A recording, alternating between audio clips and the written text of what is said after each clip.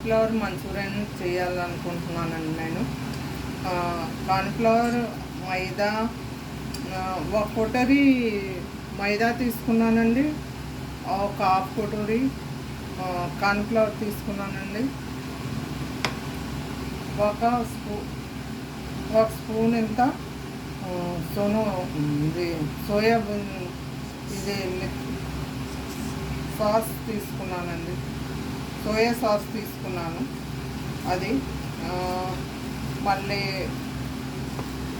Chilli sauce paste ఒక cup తీసుకున్నానండి. Tomato sauce అది రెడ్ చిల్లీ పేస్ట్ అన్నమాట ఒక కప్పు తీసుకున్నాను, 1 స్పూన్ అన్నమాట. టొమాటో సాస్ 2 స్పూన్లు అన్నమాట. అద్రక్ ఇది అల్లం వెల్లుల్లి పచ్చిమిర్చి పేస్టు 1 స్పూన్ అండి. 1 స్పూన్ వేసుకుంటే సరిపోతుంది.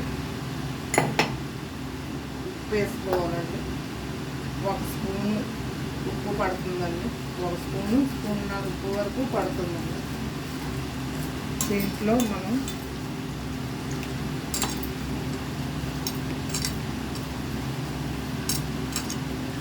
వేసి నెమ్మదిగా కలుపుతూ ఉండాలండి. ఎక్కువ నీళ్ళు వేసేస్తే మళ్ళీ అది పట్టదు, కాలీఫ్లవర్కి పట్టదు అన్నమాట. అందువల్ల నెమ్మదిగా వేసి కలుపుకోవాలండి.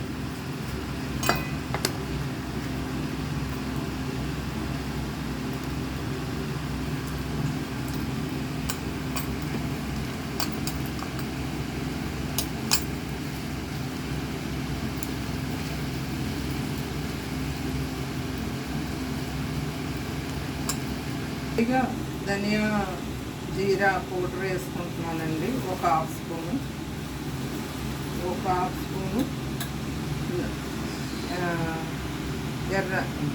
మిరపకాయల పౌడర్ అండి. రెడ్ మిర్చి పౌడర్ 1 స్పూను వేసుకుంటున్నాను.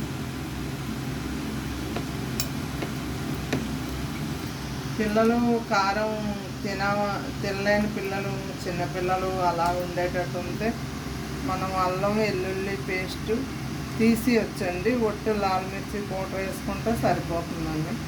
అది ఒట్టుగా వేగించి పెట్టవచ్చు.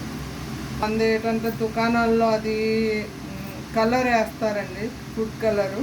నేను వేయలేదండి, మామూలుగానే చేస్తున్నాను కానీ ఫుడ్ కలర్ వేయలేండి. ఇవన్నీ ఇందులో వేసి ఒక 10 నిమిషాలు మనం దీన్ని రెస్ట్ ఇవ్వాలండి. ఒక 10 నిమిషాల పాటు ఇలా ఉంచితే సరిపోతుందండి. అయినాక మళ్ళీ మనం ఆయిల్లో వేగించుకోవాలండి. అప్పుడప్పుడు పిల్లలకి కూడా టేస్ట్ కావాలి కదండి. అందువల్ల మనం ఇంట్లోనే చేసి పెడితే మంచి ఆయిల్తో చేసి పెడతాం కదండి. బయట అదే తెచ్చుకుంటే ఆయిల్ కూడా మంచిది ఉండదు, పిల్లలకి ఇబ్బంది కదా. ఇలాగ అప్పుడప్పుడు ఏదైనా ఇలా చేసి పెడితే మంచిది కదండి. ఇప్పుడు స్టవ్ వెలిగించాలండి. గోబీ మంచూరియన్ అండి ఇది. ఇంకా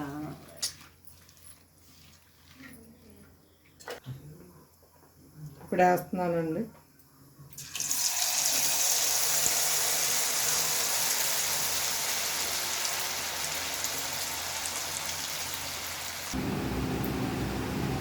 ఇదిగోండి మంచూరియన్, ఇది కాలీఫ్లవరు 60 మంచూరియన్ ఇలా ఉంటుందండి.